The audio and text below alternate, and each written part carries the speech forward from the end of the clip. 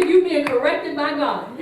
So now I'm in a state of waiting. But I'm not just waiting for anything. The Word of God said, waiting for the moving of the water. How many of you are waiting for the moving of